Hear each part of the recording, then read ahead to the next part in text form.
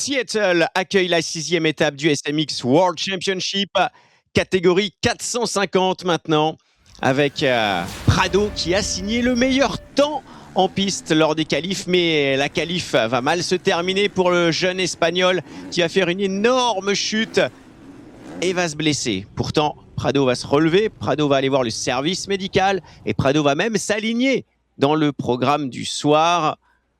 Mais justement, eh bien, certainement dans la douleur, Prado devra abandonner le soir dès ses premiers tours de roue.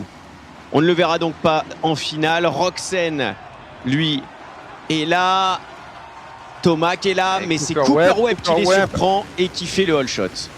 Avec Cooper Webb qui est un master de Seattle, le dernier vainqueur des 2 derniers Seattle. Ça lui a permis de partir devant. Et on voit Sexton qui revient. Il se fait une grosse erreur de Hunter Lawrence. Hunter Lawrence qui avait un début de course très difficile, presque faute là. Et devant, les débuts de course sont bons, hein, toujours pour Ken Roczen qui va faire le forcing comme il sait le faire. Il va se positionner avec les leaders. Et voilà, on voit Hunter Lawrence qui arrive. Après un début de manche difficile où il a fait beaucoup d'erreurs, il arrive à trouver son rythme. Hunter qui grappille place par place, pilote par pilote. On le voit ici aller chercher Sexton pour la 5e position. Alors on va s'intéresser maintenant à la course en tête, puisque c'est Cooper Webb qui menait la danse devant Eli Tomac. Avec Cooper Webb qui avait fait vraiment forcing en début de manche. Et là on voit Thomas qui fait triple sur table, qui lui permet de faire la différence. Une erreur que Cooper Webb a arrêté de faire. En fait, en série, il arrivait à faire le triple sur table et puis ça l'a bloqué un petit peu. On voit ici Hunter Lawrence donc, qui revient sur Justin Cooper.